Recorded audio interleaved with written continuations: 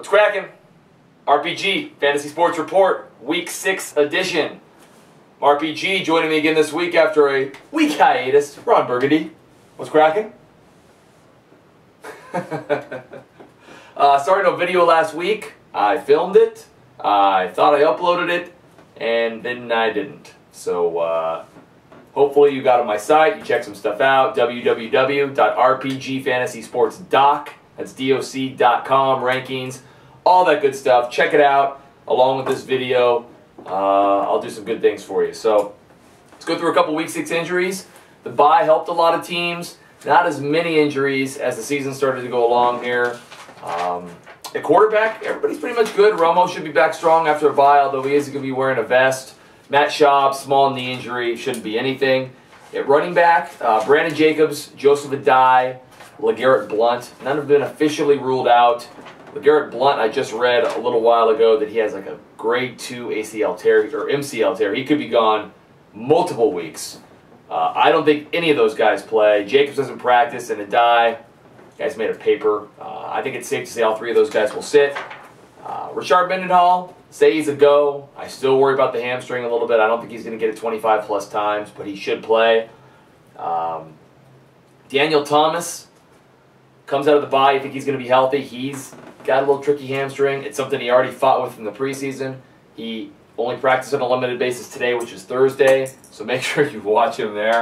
A couple guys that just popped up. Ben Jarvis Green-Ellis, thigh. I'm sure he'll be okay, but something to monitor. And Arian Foster's got a quad injury. He didn't practice Wednesday or today, Thursday. Make sure you monitor on Friday. He's already missed some time. You're seeing this injury-riddled pass sort of come up. I'm sure he'll play, and if he plays, you start him, but just watch it. Receiver, Julio Jones, again, hasn't been ruled out. Don't think he's going to play. I would almost count on it. Percy Harvin got some dinged-up ribs, and his quarterback's horrible. I guess that shouldn't affect whether he's going to play or not, but he should be good to go, but it's going to be tough against the Bears. McNabb, he's just not good. Miles Austin, Des Bryant, I only mentioned because neither one of them were playing well or playing after the bye or before the bye. They're going to be good to go. More about them later. Guys I like this week, again, you're starting AP, you're starting Michael Turner, you're starting Arian Foster, barring an injury, you're starting Greg Jennings, you're doing all that stuff. Guys I like in the middle of the pack, at quarterback Eli Manning, they don't really have much of a running game right now. Their defense is giving up a lot of points, so he's passing. I like him better this week than Big Ben, Matt Ryan, and Ryan Fitzpatrick.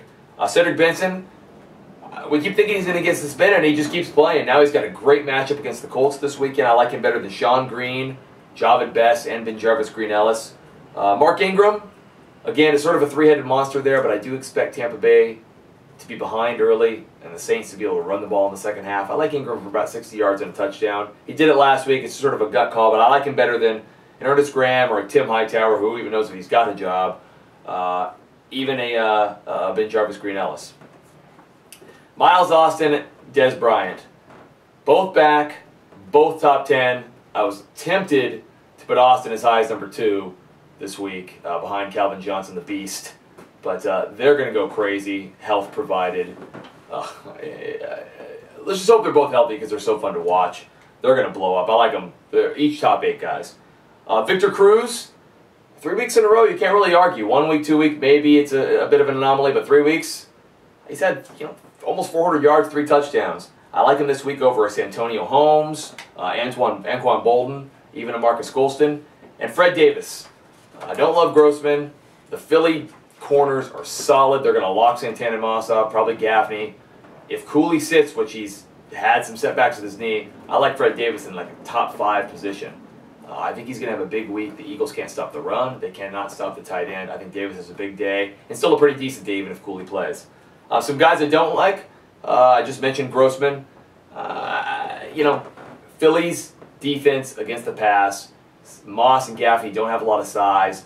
I don't think there's going to be much happening there. Dump-offs to Davis, maybe dump-offs to the back. But overall, I think he's going to get picked a couple times. I even like an Alex Smith, a Bradford, and a Jay Cutler ahead of him.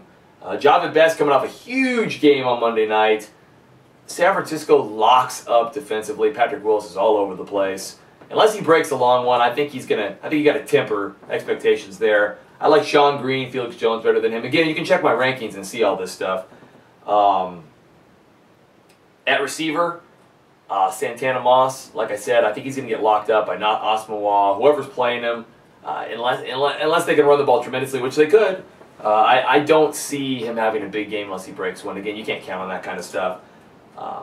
Brandon Marshall, Percy Harvin, I'll just include them together. Marshall's going to be playing the Jets, Revis Island, plus he's got a second-string quarterback in. And Harvin's got some dinged-up ribs. They're just not using him enough. You know, McNabb's not getting him the ball. You know, last week Peterson had 3 touchdowns, and they were head so early they didn't really need to pass. But he should be more involved. He's still playing only 60-65% of snaps. Between those 3 guys I just mentioned, I like Garcon, Nelson, or Jordy Nelson, Cruz, Antonio Holmes better than all those guys. So these are 3 solid receivers that I don't particularly like. Hey, if you got to play them, you got to play them, especially if you have a flex spot. But just so you know, Ron Burgundy's super sleepers of the week. Big Ron. I got 4 guys. First off, Ryan Terrain. You might not call him a sleeper, but considering Mike Shanahan's the coach, you don't know who's going to get the carries. If he gets 20-plus carries against that Philly defense, he's going to be a top 15 guy this week. But you take a risk starting him because one fumble or one wrong move, and Shanahan will yank it. There's 3 backs, Halou and Hightower, that can both carry the rock. He's a bit of a risk, but could be high reward if he gets 20-plus carries. Ernest Graham, like I said, LeGarrette Blount's out. Graham probably won't get a lot of yards rushing, but he is a great receiver. I wouldn't be surprised if he caught 8 to 10 balls. He's a sleeper. Again, you're not going to start him RB1, but as a flex spot or if you're desperate in a buy, even an RB2. 2 receivers. We're going deep here. Harry Douglas, Atlanta Falcons. Somebody's got to start opposite Roddy White. Roddy White's going to get even more coverage. I mean, they'll try to hit Gonzalez up the seam. But Harry Douglas had a nice preseason. It's a bit of a reach, and you probably have 2 better receivers, but if you have a flex spot, I think Atlanta's going to have to throw because obviously nobody stopped Cam Newton yet, so I see a high-scoring game. And Greg Little, Cleveland Browns. I don't know if I'd start him this week. I picked him up in one of my leagues. I'm going to stash him. He's now a starting receiver, sort of in that Anquan Bolden mode. Not real fast, but sort of a beast. There's not a real, you know, Massaquoi, you know, Robisky. There's not a real great receiver on that team. Just somebody to watch. He's a super sleeper. Super. All these guys are, except for really Terrain. So those are my guys. Week 6, it's starting to be make it or break it time. You got 6 teams on a bye. So good luck. I may or may not be here next week. Me and Miss RPG bought a house, so we might be doing some moving, but I'll figure out if I can find a couple minutes to film it up. Good luck in Week 6.